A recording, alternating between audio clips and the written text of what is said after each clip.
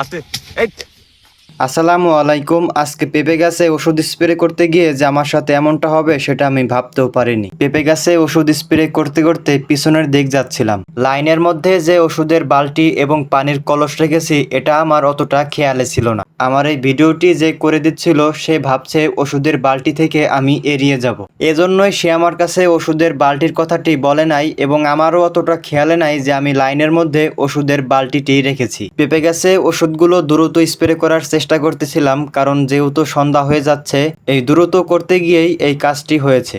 আরেকটি বিষয় হচ্ছে ডোরপ ভর্তি ছিল ওষুধ, এই কারণেই নিজেকে আর কন্ট্রোল করতে পারিনি। আপনারা ভিডিওতেই দেখতে পাচ্ছেন যে কিভাবে বালতির সাথে পা লেগে এরপর পানির কলসের উপরে পড়ে গিয়ে এরপর অন্য লাইনের মধ্যে পড়ে গিয়েছি। তো পানির কলসের সাথে পা লেগে অনেক ব্যথা পেয়েছি এবং একটু কেটেও গিয়েছে এবং ডোরপের সাথে যে বেলগুলো থাকে সেই বেল দুইটাও ছিঁড়ে গিয়েছে। তো বিপদ কখনো বলে আসে না, এটাই তার বাস্তব প্রমাণ। আমার সাথে যে এমনটা হবে সেটা আমি ভাবতেও পারিনি। আমার বয়স যখন 11 বছর ঠিক তখন থেকেই কম বেশি ফসলে ওষুধগুলো স্প্রে করতাম, আর আমার বয়স এখন 19 বছর। এর মধ্যে এরকম দুর্ঘটনা আমার সাথে আগে কোনো দিন ঘটেনি। তো যাই হোক, আল্লাহ যেটা করে ভালোর জন্যই করে এবং আমি আপনাদের সামনে এই ভিডিওটি উপস্থাপন করতাম না। এই ভিডিওটি উপস্থাপন করার উদ্দেশ্য একটাই, আর সেটি হচ্ছে যারা এই কাজগুলো করে থাকেন বা যে কোনো কাজই করেন না কেন অবশ্যই সতর্কতার সহিত কাজগুলো করার চেষ্টা করবেন, কারণ একটি দুর্ঘটনায় সারা জীবনের কান্না হতে পারে। তো যাই হোক, সবাই আমার জন্য দোয়া করবেন এবং আপনাদের সকলের প্রতি আমার দোয়া এবং ভালোবাসা রইল।